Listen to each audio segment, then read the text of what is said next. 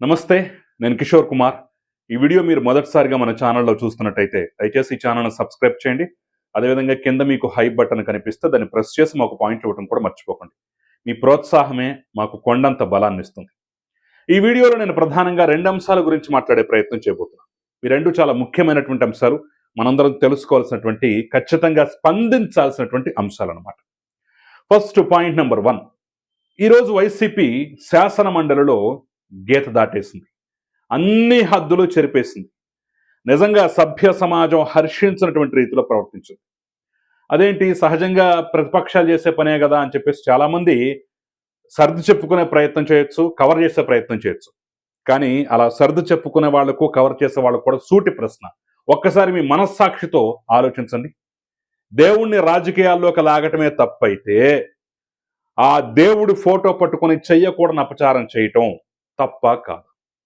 Yes, Indapur dairy అనే దాని పేరుతోటి టీటీడీకి నెయ్యి సప్లై అయింది, అదంతా కల్తీ నెయ్యి, అదంతా హెరిటేజ్ వాళ్ళది, హెరిటేజ్ చేసిందని చెప్పేసి మోకాలికి బోడిగుండికి ముడిపెట్టేటటువంటి ప్రయత్నం గత కొన్ని రోజులుగా వైసీపీ చేస్తోంది. ఎందుకంటే శాసనసభ సమావేశాల ప్రారంభమైన దగ్గర నుంచి ఎక్కడ ఈ కల్తీ నెయ్యి ఇష్యూ, సిట్ ఇచ్చినటువంటి రిపోర్టు, అందులో ఉన్నటువంటి భాగోతాలు వీళ్ళు చదివి వినిపిస్తారో, వీళ్ళు దాని మీద చర్చ చేస్తారో, ఎక్కడ మా బట్టలు ఎప్పదీసి పూర్తిగా నగ్నంగా నిలబెడతారో అనేటటువంటి బాధ, దుగ్ధ కవర్ చేయాలి.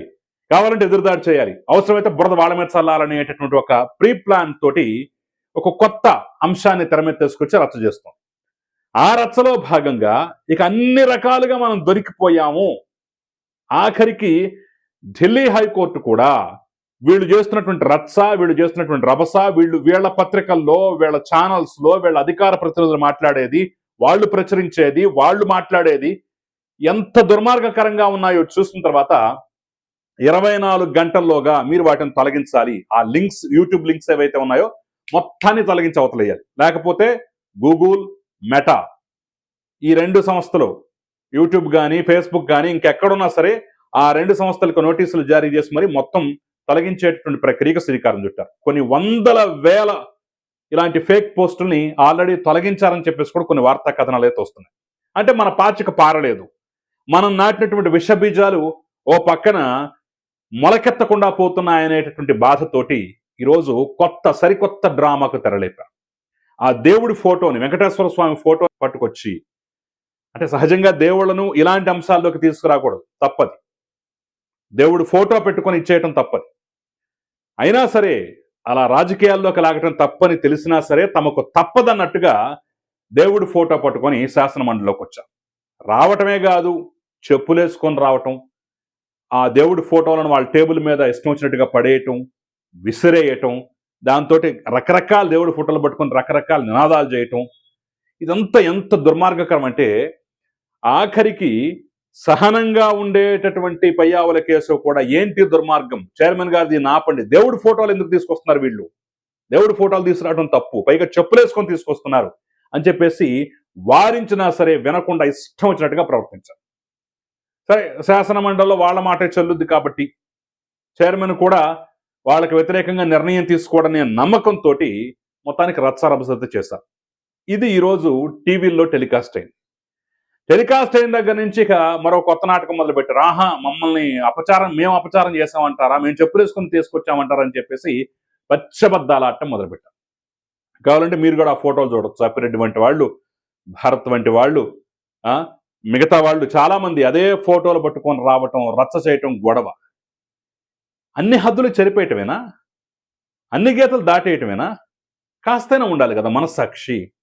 పైగా బొంకటం. ఆ మాధవరావు అనేటువంటి ఆయన అసలు మేము చెప్పులేసుకొని తీసుకొచ్చామని చెప్పేసి నిరూపిస్తే నేను రాజీనామా చేస్తాను, నిరూపించలేకపోతే మీరు రాజీనామా చేస్తారా అని చెప్పేసి సవాల్ విసిరాడు. అయ్యా, ఒకసారి క్లియర్గా చూడండి, మీరు మాధవరావు గారు చూడండి, చూసి రాజీనామా లెటర్ ఎప్పుడు పంపిస్తారో డిసైడ్ చేయండి. లేదా మాకు సహజమే కదా, మేము ఏదో మాట్లాడతాము, మేము మాట మీద అక్కడ నిలబడతాం అని చెప్పేసి సహజ ధోరణిలో వెళ్ళిపోతారా, అది మీ ఇష్టం. నిజంగా మీకు మనస్సాక్షి ఉంటే చెప్పులు వేసుకొని వాళ్ళు అక్కడ తీసుకొచ్చినటువంటి విజువల్స్ చూసిన తర్వాత మీరు మాట మీద నిలబడి రాజీనామా చేసేటట్టయితే చెయ్యండి. లేకపోతే ఇక మాట్లాడటానికి అవకాశం లేదు. ఇంత దుర్మార్గమా, ఇంత దారుణమా? ఇది నిజంగా అన్ని హద్దులు చెరిపేసి ఇదే పని వేరే మతాలకు సంబంధించిన అంశంలో చేస్తే ఆ మతస్థులు ఊరుకుంటారా? అగ్గి మీద గుగ్గిలం అవరా? రావణ కాష్టం చేయరా? హిందువులు మాత్రమే సహనంతో ఉంటారు, ఏం చేయరనేటటువంటి ధీమాన. ఎందుకు ఆ ప్రయత్నం? మీరు ఎలాగ వేస్తూనే ఉన్నారుగా బురదలు. వాళ్ళు కూడా కోర్టులో దాదాపు 10-11 లీగల్ నోటీసులు కూడా జారీ చేశారు కదా వాళ్ళు కూడా. దానికి సమాధానం చెప్పండి, అవసరమైతే కోర్టులో పోరాడండి. ఎందుకు ఇవన్నీ? మీరు చేసే ఆరోపణ అలాగే చేస్తున్నారు, ఓకే. దేవుడు ఫోటో తీసుకొచ్చి ఇష్టం వచ్చినట్టుగా మన ఇంట్లో ఉన్న పిల్లలు ఆడుకునే బొమ్మ అది ఇష్టం వచ్చినట్టుగా చేయటానికి, ఇష్టం వచ్చినట్టుగా ఇది చేయటానికి పరమ పవిత్రంగా భావించేటటువంటి దైవం ఫోటో. అదే ఫోటోని చాలా మంది కనీసం క్యాలెండర్లో వచ్చినా అలాంటి ఫోటోలు ఏదైనా ప్రింట్ అయినా సరే ఇయర్ మారిపోతే తీసి చెత్త కుప్పలో పడేయటానికి ఆలోచిస్తారు, భయపడతారు. శాస్త్రం ప్రకారం ఎక్కడన్నా నిమజ్జనం చేయటమో లేదంటే ఎక్కడన్నా కలపటమో అలాంటివి చేస్తుంటారు. ఎందుకంటే క్యాలెండర్లో ప్రింట్ అయినా సరే దైవమే కాబట్టి. మరి అలాంటి దేవుడి ఫోటో పట్టుకుని ఇంత రచ్చ, ఇంత రభస, ఇంత దుర్మార్గం అవసరమా? ఇదొక పక్క అయితే ఇంకో పక్క ఈరోజు ఎమ్మెల్సీ అనంతబాబు కేసుకు సంబంధించి డోర్ డెలివరీ కేసు ఉంది కదా, దాంట్లో ఒక కీలకమైనటువంటి తీర్పు, కీలకమైనటువంటి ఆదేశాలు సుప్రీంకోర్టు నుంచి వచ్చాయి. నిజంగా విస్తుపోవాల్సినటువంటి అంశం. ఆ ఎమ్మెల్సీ తోటి పోలీసులు కుమ్మక్కయ్యారని చెప్పేసి పోలీస్ శాఖ మీద చివాట్లు పెట్టారు ఈ దేశపు ప్రధాన న్యాయమూర్తి సూర్యకాంత్ గారు, జస్టిస్ సూర్యకాంత్ గారు. ఎంత దారుణం అంటే ఎమ్మెల్సీ అనంతబాబుకు సంబంధించినటువంటి ఈ కేసుని దర్యాప్తు చేయటానికి, దర్యాప్తును పర్యవేక్షించడానికి ఒక సీనియర్ న్యాయాధికారిని నియమించండి. మొత్తం అంతా తప్పులు తడగ్గా జరుగుతోంది. అసలు ఇంత దుర్మార్గంగా చేసి కూడా దొరికిపోయి కూడా వాళ్ళు ఎలా తప్పించుకుంటున్నారు, ఎలా స్వేచ్ఛగా తిరుగుతున్నారని చెప్పేసి ఆగ్రహం వ్యక్తం చేస్తూనే ఈరోజు సుప్రీంకోర్టు చాలా కీలకమైన డెసిషన్, ఈ దర్యాప్తును మొత్తాన్ని పరిశీలించడానికి ఒక సీనియర్ న్యాయాధికారిని నియమించండి అని చెప్పేసి ఏపీ హైకోర్టును ఆదేశించింది.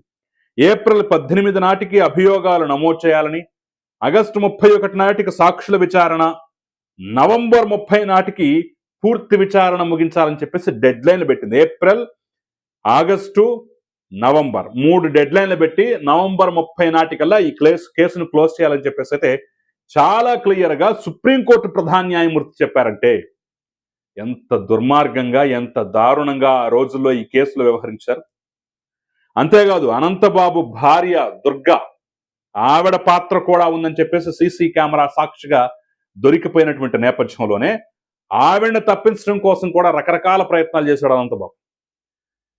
ఆవిడ పాత్ర ప్రమేయం ఉందని ఎప్పుడైతే తెలిసిందో పోలీసులకు, దాని మీద విచారణ చేయడానికి అని చెప్పేసి అక్కడ రంపచోడవరం తహసీల్దార్కి ఒక ఉత్తరం రాస్తే దర్యాప్తు అధికారి, అంటే ఆవిడ కులం ఏమిటి, దేనికి సంబంధించినటువంటి వ్యక్తులు, ఎందుకంటే రకరకాల కోణాలు ఇందులో ఉంటాయి కాబట్టి అన్ని తెలుసుకుని వెళ్ళాలి కాబట్టి కొన్ని వివరాలు కావాలని చెప్పేసి రాస్తే అక్కడ ఉన్నటువంటి క్లర్క్ని వాళ్ళని పట్టుకొని, మరి వాళ్ళు డబ్బు గడి తినే వ్యధులను ఏమన్నా పట్టుకొని ఆ కాపీని యాస్టిజ్గా అనంతబాబు సంపాదించాడు. అమ్మో ఇంకేముందని చెప్పేసి దాన్ని ఆధారంగా చేసుకొని ముందస్తు బెయిల్కి భార్య కోసం అప్లై చేశారు. అప్పుడే పత్రికలు ఘోషించాయి, అరే ఇంత దుర్మార్గమా, సీక్రెట్గా ఉంచాల్సిన లెటర్ అనంతబాబుకి ఎలా చేరింది, దాన్ని పట్టుకుని బెయిల్ పిటిషన్ వేసుకుంటాడా అని చెప్పేసి అప్పుడే అనుమానం వచ్చింది. కట్ చేస్తే ఆవిడ ప్రమేయం కూడా ఉందట, భార్యాభర్తల జంటగా ఈ దుర్మార్గంలో పాలు పంచుకున్నారని చెప్పేసి అభియోగం ఉంది. ఇప్పుడు తాజాగా ఈ యొక్క స్పష్టమైనటువంటి తీర్పు వచ్చిన తర్వాత ఏమన్నా తేడా పాడా చేసినా, సాక్షుల్ని ప్రభావితం చేసే ప్రయత్నం అనంతబాబు చేసినా సరే తాక్ కట్ చేసి బెయిల్ రద్దు చేశానని చెప్పేసి కూడా చాలా క్లియర్గా వార్నింగ్ ఇచ్చింది సుప్రీంకోర్టు. ఇది తెలుసుకున్న తర్వాత వెంటనే మండల్ నుంచి అటే జంపాడట. ఇప్పుడు అనంతబాబు భార్య ముందే అజ్ఞాతంలోకి వెళ్ళింది, తాజాగా అనంతబాబు కూడా అజ్ఞాతంలోకి వెళ్ళినట్టుగా తెలుస్తోంది. ఆఖరికి సెక్రటరీని, గన్మెన్ని మొత్తాన్ని వదిలేసి చెక్కేశాడట అనంతబాబు. మరి ఇంత దుర్మార్గంగా ఆ రోజుల్లోనే దుర్మార్గాన్ని ఎక్కడ దాచుకోలేదు పాపం అనంతబాబు. ఎస్ నేనే చంపా అన్నట్టుగా వ్యవహరించాడు. తెరా చూస్తే ఇంత క్లియర్గా బెయిల్ రావటం దగ్గర నుంచి ప్రతి ఒక్క అంశంలో పూర్తి మద్దతు, పూర్తి సహకారం పోలీసులు అందించారు. ఇప్పటికి కూడా స్టిల్ ఈ కేసు ఎందుకు నత్తనడకన సాగుతుందని చెప్పేసి చివాట్లు పెట్టి మొట్టికాయలేసింది గౌరవ సుప్రీంకోర్టు. ఇప్పుడు ఇక తప్పదో, మనం పూర్తిగా దొరికిపోయాం, మనకు సహకరించే వాళ్ళని కూడా కోర్టు వదలట్లేదు. కాబట్టి ఇక హరిలో రంగ హరి మన పని అయిపోయింది, అవుట్ అనుకున్నారేమో.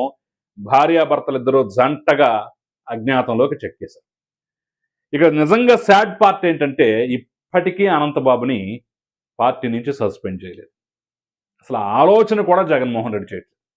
ఇంత దుర్మార్గంగా ఒక దళితుణ్ణి, తన దగ్గర పనిచేసేటటువంటి డ్రైవర్ని భార్యాభర్త ఇద్దరు కలిసి చంపారనే ఆరోపణలు ఎదుర్కొంటూ, వాళ్ళ పాత్ర ప్రమేయం ఉందని చెప్పేసి ఆరోపణలు ఎదుర్కొంటూ, ఈరోజు కేసులో భార్యాభర్తలు ఇద్దరూ కీలకమైనటువంటి వ్యక్తులుగా ఉన్నారని చెప్పేసి పోలీసులు, కోర్టులు సాక్ష్యాలు చెప్తున్నటువంటి నేపథ్యంలో నైతికంగా అయినా సరే సస్పెండ్ చేసి 4 రోజులు పక్కన పెట్టే ప్రయత్నం మాత్రం చేయలేదు.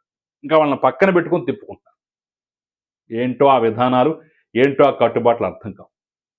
సో ఈ 2 అంశాలు మనకు ఖచ్చితంగా లక్ష్మణ రేఖ దాటితే ఎలాంటి పరిణామాలు ఉంటాయో తెలుసుకోవటానికి ఈ 2 అంశాలను ఉదాహరణగా చెప్పుకోవచ్చు.